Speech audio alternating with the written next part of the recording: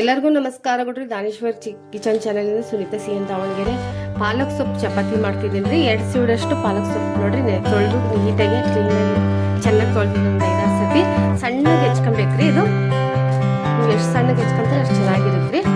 ಪಾಲಕ್ ಸೊಪ್ಪಿನ ಚಪಾತಿ, ಇದಕ್ಕೆ ಆಲೂಗಡ್ಡೆ ಪಲ್ಯ, ಗ್ರೇವಿ ಇದ್ರೂ ನಡೀತೈತ್ರಿ. ಕಾಯಿ ಚಟ್ನಿ ಈ ಸೈಜ್ ಕಟ್ ಮಾಡ್ಕೋಬೇಕು.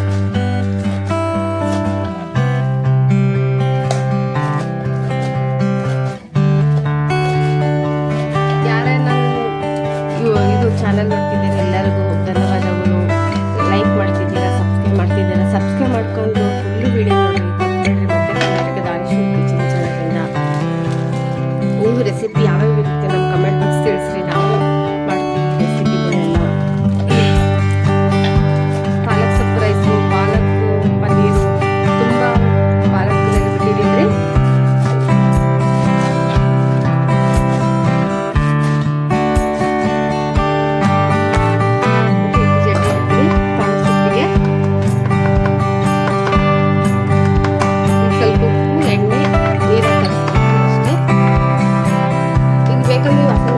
ಪೇಸ್ಟ್ ಮಾಡ್ಕೊಂಡು ಹಾಕೊಂಡ್ರಿ.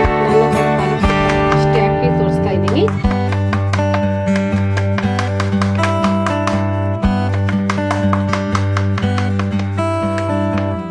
ಉಪ್ಪು ಹಾಕ್ತಿದ್ದೀನಿ, ಪಾಲಕ್ ಸೊಪ್ಪು ಹಾಕಿ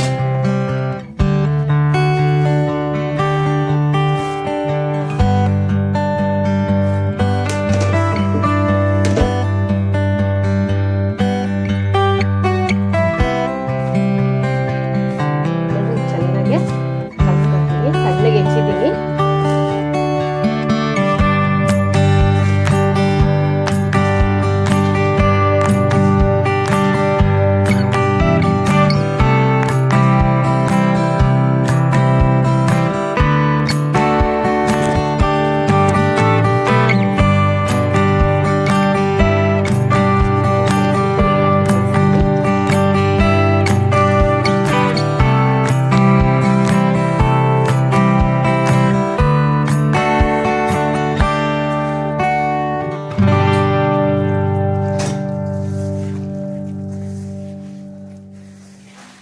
ಬೆಳಗ್ಗೆ ಏನು ಟಿಫನ್ ಮಾಡೋಣ ಅನ್ನೋದು ಇದಾಗ್ಬಿಡುತ್ತೆ ರೀ.